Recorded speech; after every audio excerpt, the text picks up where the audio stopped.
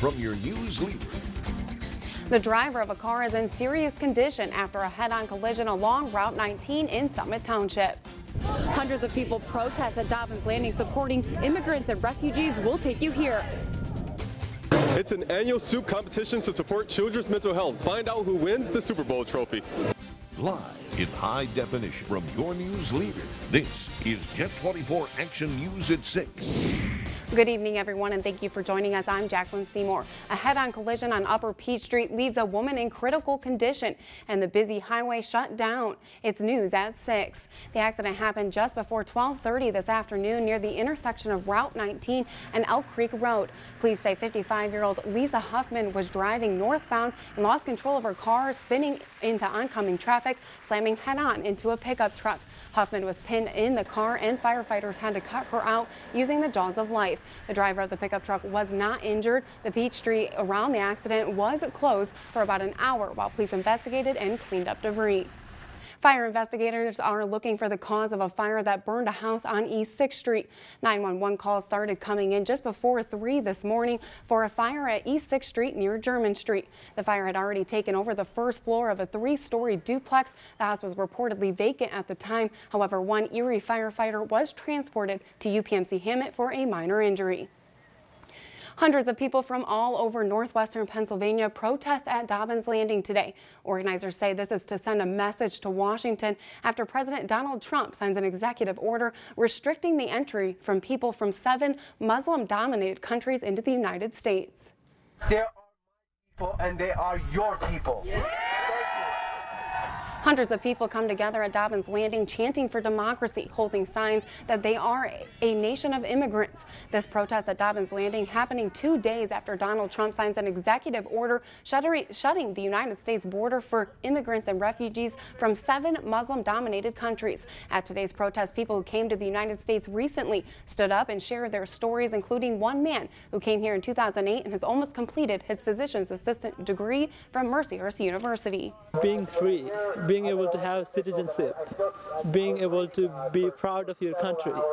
That's what American dream is to me, and that has almost been fulfilled. I really feel strongly that what's happening in this country is a disservice to all Americans, not just the refugees, but all of us. And if we don't support each other, I just see further downfall. Those we spoke with say they're hopeful the large amount of opposition the executive order is seeing will help put an end to it and open the borders back up. Those in attendance also signing a petition to give to Representative Mike Kelly's office. Now, we did reach out to his office for comment but did not receive a call back. Today marks the start of Catholic Schools Week. Dozens of schools in the Erie Catholic school system are holding open house tours and special events throughout the week. According to the National Catholic Educational Association, more than 130,000 students attend Catholic schools in Pennsylvania. Tours will be held at the area Catholic schools throughout the week. For more information, you can find more information on our website, yourerie.com. Well, thousands showed up for the Super Bowl today, but instead of a ball, this one used a bowl. Ron Hilliard reports. I like the creamy ones, but my favorite food is soup, so, they're all really good. With 16 restaurants and eateries each serving unique soup, choosing a favorite could be quite the task. But that's exactly what people were asked to do at the 19th annual Super Bowl. I think it was a Manacor chili, but somebody had it. It was awful good, whoever had it. The Sarah A. Reed Children's Center put on the event midday Sunday at the Zum Zum Banquet and Conference Center in Mill Creek Township. Among those making their rounds, Erie resident Harley Ka.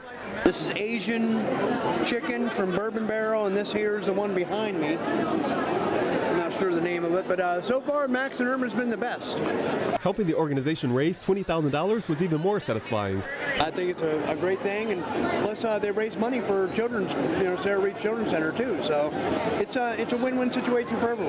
These are kids that some have very It's called powder coating. The process provides both protective and decorative qualities to other manufactured products. In this week's Made in America, we travel to Jamestown Powder Coatings in Girard, where the powder is made in these applications. Every grain of powder that's produced here is made in America, made right here. David Belmondo reports. Coating. It's a process that provides both protective and decorative qualities to manufactured products made of metal or aluminum. And it starts right here at Jamestown Powder Coatings. So it's a completely dry product It's a baked finish and provides outstanding durability and longevity. The powder is made at Jamestown Powder Coatings in Girard, then shipped to businesses around the nation where it's applied to the product. It's made up of resins and pigment. Coming up, that tattoo that seemed like such a good idea in your teens, well, may not be so awesome now. In tonight's Health Report, we'll show you a new laser that removes tattoos in a fraction of the time it used to take.